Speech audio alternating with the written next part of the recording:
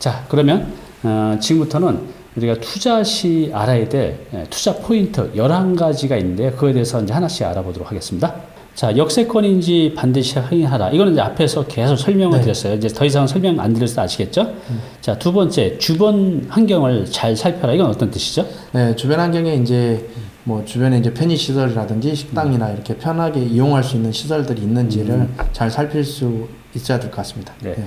그러니까 이제 여기는 직원들 20대, 30대 젊은 직원들이 굉장히 많이 있어요. 그래서 이분들이 또 점심때는 식사를 해야 되고 저녁에는 또 술도 먹어야 되고 또 병원도 있어야 되고 그러니까 이 안에서 여러 가지 사용할 수 있는 그런 다양한 이제 편의시설들이 당연히 있으면 선호도가 높아지겠죠. 그래서 그런 이제 주변 환경이 잘 구축이 되는지 이제 살펴보라는 뜻인 것 같습니다. 자, 세 번째, 믿을 수 있는 전문가를 물색하라. 이건 무슨 말이죠? 지금 현재로서는 이제 전문가를 물색하라는 이유는요, 이제 부동산 중개하시는 분들도 물론 잘 하시긴 하지만, 정말로 중개사분이 하신 말씀과, 이렇게 실제 투자하신 분들이 하신 말씀과, 그 다음에 책을 그냥 이론으로 쓰신 분도 있을 거고요. 그래서 실제 투자했거나 이렇게 하셨던 분들, 전문가, 담임쌤처럼 이렇게 부동산 전문 쪽으로 하신 분들과 이렇게 멘토링을 받아서 선택하기 전에, 계약하기 전에 이렇게 하셨으면 좋을 것 같습니다. 왜냐면 저 같은 경우에도 사실은 그 송파구에 SKV원을 900만 원에 샀었는데 이렇게 제가 그 부동산 한 군데만 믿고 하다 보니까 중간에 이렇게 전매를 했는데 지금 그게 한 3천만 원 하거든요. 그래서 제가 좀 시행착오를 하다 보니까 부동산 한 군데만 가지 말고 이렇게 부동산 전문가라든지 이렇게 실제 실전 투자했던 분이나 또 중개사분들 중에 한 두세 군데 이렇게 조사를 해가지고 선택하면 이렇게 의사결정할 때 너무 좋을 것 같습니다. 그래요. 후회 안 하실 것 같고요. 이제 우리가 이런 부동산은 굉장히 큰 금액대의 물건을 사시는 거잖아요. 그래서 어떤 한 분의 얘기만 듣고 산다는 건 위험한 것 같아요. 그래서 그분의 말이 맞는지 크로스 체크를 하는 게 필요할 것 같습니다. 그래서 여러분들 주변에 믿을 수 있는 전문가가 없다면 여기저기 좀 알아봐서 그 말이 좀 비슷하게 나오는지 완전히 다르면 뭔가 의심을 해봐야 되잖아요. 그런 차원에서 믿을 수 있는 전문가를 이제 물색하라. 그런 뜻인 것 같습니다. 네 번째, 관리가 잘 되고 있는지 잘 될 것인지 확인하라. 이건 어떤 뜻이죠? 그러니까 관리가 잘 되고 있는지는 어떤 거냐면요. 그러니까 예를 들어서 꼬마 빌딩 같은 경우는 이제 경비실 아저씨도 없고 청소하는 아줌마도 없다 보니까 관리가 잘 안 됩니다. 근데 지식산업센터는 10,000평 이상 되면요. 이렇게 관리도 잘 되고 화장실도 청결하고 화장실에 오늘 뭐 화장실 뭐뭐뭐 휴지라든지 이런 여러 가지 부분에 대해서 잘 관리가 잘 돼 있거든요. 그런 부분들을 잘 확인을 하시고 이렇게 선택하시면 됩니다. 그래, 여기는 공동시설이거든요. 여러 사람들이 많이 모여서 생활하는 곳이기 때문에 가보면 알 것 같아요. 일단 화장실을 가보면 알겠죠. 화장실은 이제 공공이 사용하는 공간이니까 깨끗한지, 관리 상태는 어떤지, 그리고 또 이제 현관, 그래서 또 층계, 사무실은 볼 수 없지만 사람들이 공공으로 사용하는 그런 시설들만 쭉 둘러봐도 그냥 여러분들이 느낌이 있으실 거예요. 잘 관리가 되고 있는지. 또 주차 시설도 주차장 갔더니 막 쓰레기 있고 지저분하고 하면 당연히 관리에 문제가 있는 거겠죠. 저희 있는 이 공간은 지하 주차장이 매일 닦더라고요. 그래서 그냥 반질반질합니다. 그런 걸 봐도 관리가 잘 돼가고 있다는 거. 자, 다섯 번째, 호실별로 가치가 다른 이유를 숙지하라. 이건 무슨 뜻입니까? 그러니까 호실별로 가치가 다른다는 이유를 숙지하라는 건요. 그러니까 호실에도 이렇게 남향이 있고 뭐 북향이 있고 서향이 있고 다 있잖아요. 그런데 뭐 남향을 좋아하는 사람이 있고 있는데 대부분 코너 호실을 선호를 하는데요. 또 코너 호실에 있지만 화장실이 멀리 떨어져 있으면 또 불편하거든요. 그래서 호실별로 좀 그 매매 가격이 틀리거든요. 그래서 화장실도 가깝고 좀 코너에 뭐 이렇게 남향이나 이렇게 밝은 쪽을 선호하거든요. 그런 부분에서 호실의 가치가 다르기 때문에 그냥 그 전체 외관 건물만 보지 말고 실제 그 층에 가서 호실을 보고 이렇게 선택을 하시라는 내용입니다.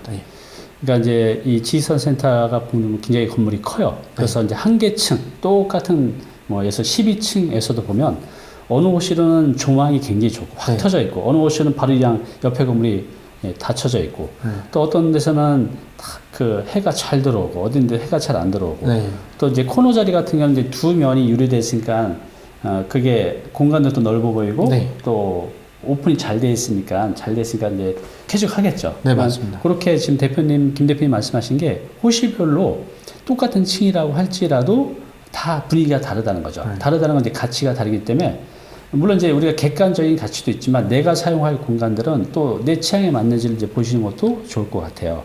또 어떤 분들은 남향을 싫어하고 북향을 좋아하시는 분이 있어요. 제가 그래요. 남향은 해가 하루 종일 들어오니까 여름에 죽겠더라고요. 뭐 그래서 저 같은 경우는 이제 북향이라 해가 덜 들어와서 오히려 이제 그런 게 여름에 더 좋더라고요. 그래서 뭐 사람마다 좀 차이가 있는 것 같아요. 이거는. 네. 자, 6번째, 투자가 목적이라면 주변 지역의 입지와 신규 분양을 잘 살펴라. 네, 이거 설명 좀 부탁드릴게요. 그러니까 투자를 하려고 하는데 이제 신규 분양이 있습니다. 그러니까 예를 들어서 뭐 구로를 예를 들면요. 그 아까 대룡포스트 8차 같은 경우에 2,100만 원 하는데 갑자기 이제 주변에 그 급매로 나온 게 막 1,500에 나온다고 하면 저는 이제 분양권과 뭐 신규 분양이 있고 기존에 이렇게 분양이 있겠지만 그 부분에서 신규 분양을 받을 거냐 아니면 그냥 주변에 있는 급매로 나온 걸 살 거냐를 잘 분석을 해가지고 주변 지역이나 입지를 선택을 해서 신규 분양이 시세 차익이 좋을 거냐 아니면 기존 물건이 시세 차익이 좋을 거냐에 따라서 선택을 해야 되기 때문에 그렇군요. 그런 부분들을 잘 결정을 하셔야 됩니다. 네, 우리가 이제 지식산 센터를 투자하는 두 가지 방법이 있어요. 분양을 받는 방법이 있고요. 기존 물건을 매매를 통해서 사는 방법이 있어요. 그러면 뭐 일반적인 분양을 선호하겠죠. 새 건물이니까. 근데 그 아무리 새 건물이라 할지라도 그래서 기존 새 건물이 분양가가 2천만 원이고 비슷한 곳에 기존에 있는 것들의 매매 가격이 뭐 한 1,700이다. 그럼 근데 임대료가 비슷하다고 하면 1,700짜리가 수익률이 더 좋을 거 아니에요? 네, 그런 말씀입니다. 그래서 여러분들이 꼭 신규 분양 물건을 꼭 선호할 게 아니라 신규 물건과 기존 물건을 이제 비교해서 이제 가성비를 따져서 투자를 하시는 게 좋을 것 같아요. 네. 자, 7번째, 매수 타이밍을 잘 살펴라. 이건 무슨 뜻이죠? 그러니까 매수 타이밍을 잘 살펴라는 거는요. 대부분 주식으로 따지면 무릎에서 어깨에서 팔아야 되잖아요. 그러니까 부동산도 사실은 계속 이렇게 상승하는 건 아니거든요. 조정하고 다시 떨어질 수도 있고요. 다시 상승하고 이러다 보니까 어떻게 보면 매수 타임이라는 게 급매로 나왔거나 갑자기 그럴 경우에는 사실 주변 시세보다 평당 뭐 100만 원이 쌀 수도 있고 150만 원이 쌀 수도 있거든요. 그래서 뭐 급매로 나온 걸 매수할 수도 있고 아니면 기존 매수도 할 수 있고 아니면 그 부동산에 분양을 받았는데 갑자기 자기가 그 대출이 안 나오는 경우도 있습니다. 신용이 안 좋거나 그러면 그때 급매로 전매로 나오는 경우도 있거든요. 그럴 때 매수 타임을 잘 잡아서 주변 시세보다 100에서 막 200만 원 싸게 살 수도 있기 때문에 그런 부분들을 이제 네이버에 정보가 있기 때문에 계속 좀 꾸준하게 매수 타이밍을 보다가 잘 살펴보고 이제 결정을 하시면 거기에 바로 시세 차익을 볼 수가 있습니다. 결국 이제 급매를 사라는 겁니다. 쉽게 얘기해서. 그러니까 여러분들이 지금 이게 인기가 많아서 많은 분들이 또 찾고 있지만 예전에는 이제 잘 안 팔릴 때도 있거든요. 그러면 이제 파는 입장에서는 조바심이 나니까 가격을 내리죠. 그래서 여러분들이 이제 시세 파악이 돼 있으면 여기 평균 2천만 원인데 갑자기 1,800만 원이 딱 나왔어요. 바로 사야죠. 맞습니다. 그렇게 해서 이제 시세 파악을 해놓고 발품판에서 계속 물건을 추적하다 보면 이제 급매로 나오는 걸 사게 되면 사는가 동시에 매매 차익을 실현하는 거잖아요. 그 말입니다.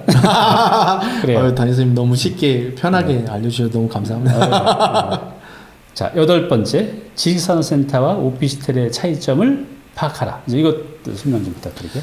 그러니까 지금 뭐 오피스텔로 투자하신 분이 많이 계실 거고요. 지식산업센터가 있는데 지금 오피스텔은 대출이 좀 많이 안 나오잖아요. 근데 지식산업센터는 대출이 많이 나오기 때문에 자기 자금에 예를 들어서 뭐 지식산업센터 90% 대출이 나오는데 오피스텔은 뭐 70%, 60% 나온다고 하면 이제 수익률로 따졌을 때 오피스텔은 수익률이 자기 자금 대비 대출이 작기 때문에 수익률이 작거든요. 근데 지식산업센터는 지릿도 효과를 이용할 수 있기 때문에 수익률이 좋습니다. 그래서 그런 차이점들을 잘 파악을 하고 또 오피스텔은 일가구 2주택이 걸리잖아요. 주택으로 쓰게 되면 주택수에 포함이 됩니다. 그렇죠. 근데 지식산업센터는 제가 이제 22개를 지금 이렇게 호실로 따지면 22개 호실을 부분 소유하고 있는데 일가구 2주택에 걸리지 않기 때문에 그런 부분에서는 이렇게 차이점을 잘 파악해서 선택하는 거는 이제 구독자분이 하시지만 실질적으로는 지식산업센터가 더 메리트가 있다. 결론은 그 얘기입니다.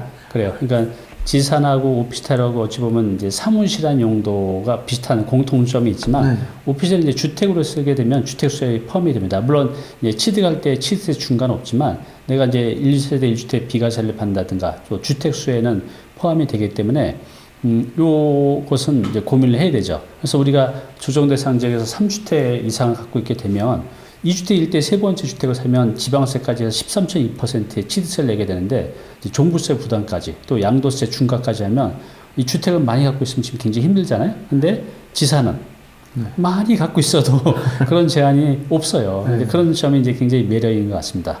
네, 9번째, 분양 필수 조건을 파악하라. 이건 어떤 뜻이죠? 네. 그러니까 분양 받을 때요.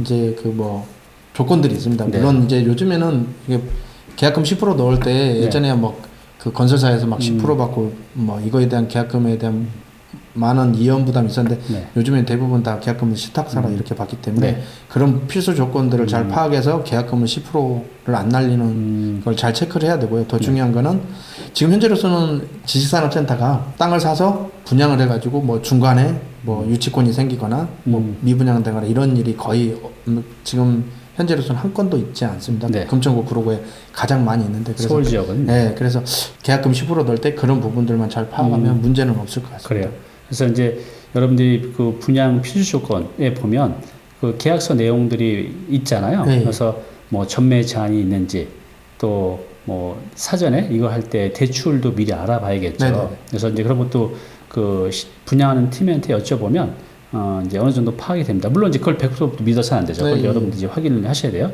또 분양에 따른 여러 가지 이제 제한들인지 중도금은 어떻게 되는지 무이자인지 또 준공은 언제 돼서 잔금을 얼마나 내는지 이런 것들에 대한 분양에 대한 여러 가지 필수 조건들을 그냥 사인하지 마시고 모르는 거 있으면 여쭤보셔야 돼요. 이게 무슨 내용이죠? 네. 모르는 거 투성일 거예요. 그건 귀찮더라도 여러분들 이해될 때까지 하나씩 다 여쭤보셔야 됩니다. 네. 10번째, 시설별로 투자할 때 유의사항을 점검하라. 이건 어떤 뜻인가요? 그러니까 대부분 이제 지식산업센터 같은 경우에는요, 70%가 공장형 아파트로 되어 있고요. 그 다음에 30%가 지원시설과 상가로 되어 있습니다. 근데 요즘에는 이제 대부분 공장형 아파트 70% 하고, 그 다음에 뭐 기숙사를 30% 하는 경우도 있어가지고요. 자기가 투자를 할 때 이제 시설별로 나는 상가를 투자할 건지, 아니면 지원시설을 할 건지, 아니면 기숙사를 할 건지, 아니면 공장형 아파트를 할 건지 선택을 해가지고 자기 업종에 맞춰서 이게 상가 같은 경우는 이렇게 뭐 관계가 없는데 대출이 적게 나오고요. 지원시설도 60%에 70% 대출 나오지만 공장형 아파트는 80%에서 90% 나오는데 관련 업종, 뭐 IT라든지 BT라든지 이런 관련 업종에 그 사업자가 돼 있는지 안 돼 있는지 봐서 이걸 파악한 다음에 투자를 하셔야 됩니다. 네. 그래요. 그러니까 여러분들이 여기서 이제 체크해야 될 것이 중요한 걸 말씀을 해주셨어요. 근데 이제 가장 주의해야 될 것들이 가산이나 구로 같은 데는 국가산업단지죠. 그래서 이제 국가산업단지에서 겉에서 보면 똑같은데 종류가 달라요. 공장시설인지 지원시설인지. 그래서 공장시설은 국가산업단지에서 공장시설을 분양받으면 이게 임대가 안 되잖아요. 그죠? 안 돼요. 그러니까 내가 임대를 줄 목적이라면 이제 지원시설을 분양을 받아야 돼요. 똑같아요. 모양은 생긴 거. 그래서 여러분들이 목적에 따라서 잘 선택을 이제 하셔야 됩니다. 네. 자, 이제 11번째, 건설사가 어떤 곳인지 파악하라. 이건 어떤 뜻이죠? 네. 뭐 아파트 하면은 뭐 1위 브랜드가 더 힐일처럼요. 지금 공장형 아파트 같은 경우에는 금천구 구로구는 이제 대룡이 브랜드가 인지도가 있고요.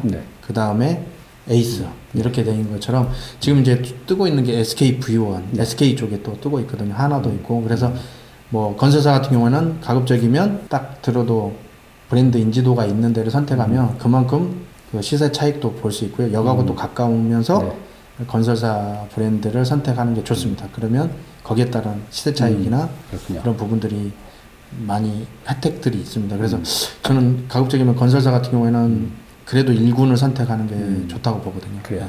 우리 이제 아파트를 할 때도 1군이냐 2군이냐에 따라서 똑같은 지역에 똑같은 평형을 똑같은 분양가에 했다 할지라도 이게 이제 2년, 3년이 지나잖아요. 1군하고 2군하고의 가격차가 점점 벌어집니다. 이건 이제 데이터로 나와져 있거든요. 근데 이제 이 지산도 그거가 뭐 완벽하게 똑같진 않지만 이제 그런 특성이 있기 때문에 가능하면 이제 여러분들이 익숙한 이제 건설사가 지은 걸 선택하는 게 똑같은 조건이라면 더 낫겠죠. 자, 오늘은 김윤관 대표님하고 지식산업센터로 월세 통장 만들기. 네. 예, 우리 김윤관 대표님하고 저하고 이제 공조했는데 저는 이제 손가락만 얹었어요. 네, 그래서 우리 김윤관 대표님의 부동산 첫 책이거든요. 여러분들이 좀 많이 팔아주셨으면 좋겠습니다. 그리고 지식산업센터 오늘 이제 장점에 대해서 주로 이제 말씀을 많이 드렸는데 단점도 많이 있어요. 그래서 특히 이제 공실률 또 수익률. 지금 분양가가 많이 오르다 보니 일부 지역에서는 내가 대출받는 대출 금리보다 임대 수익률이 더 떨어지는 데들도 있거든요. 네. 그러면 그런 데는 여러분들이 월세 받아서 이자를 못 내는 경우도 있다는 거죠. 이것도 여러분들의 리스크고 또 너무 이제 싼 맛에 지하철에서 거리를 먼 것들을 선택하게 되면 투자를 안 해보신 분들은 이런 임차인을 못 찾게 되면 그 공실이 생기게 되면 이자만 계속 나가잖아요. 관리비 나가고. 그것도 굉장히 큰 리스크죠. 그래서 그런 부분들도 다 이제 체크를 이제 하셔야 됩니다. 그리고 아까 제가 이제 말씀드린 지원시설하고 공장시설에 대해서도 구분할 줄 아셔야 되고, 이 내가 분양받는 것이 국가산업단지 아닌지 또 바깥인지도 이제 구분해서 하셔야 돼요. 이런 것까지 오늘 다 이제 우리 대표님이 설명을 안 해주셨지만, 이런 내용들은 이제 이 책에 보면 더 상세히 나와져 있으니까요. 그런 내용을 다 숙지하신 다음에 이제 좋은 걸 찾아서 선택하시면 좋을 것 같습니다. 지금 이제 주택으로 투자하기 힘드시잖아요. 그래서 그 대안으로 지금 많은 투자자분들이 이 지산 투자로 오고 있는데, 그냥 남들이 하니까 막 따라가지 마시고요. 좀 시장 조사도 하고 나한테 맞는 것들을 체크하셔서 투자하시기 바랍니다. 그리고 부족한 것들은 이 책을 통해서 또 확인해 보시기 바랍니다. 오늘 이렇게 나와주셔서 감사드립니다. 네, 감사합니다.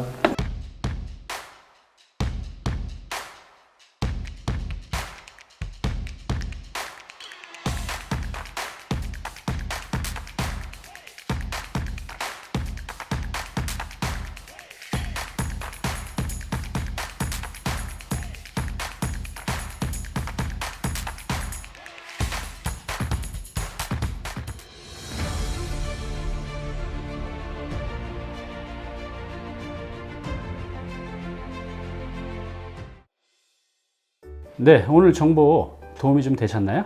앞으로 이런 정보 계속 받아보실 분은요, 여기 구독 부탁드리고요. 그 다음에 오른쪽은 제가 추천하는 영상입니다. 꼭 한번 보시기 바랍니다.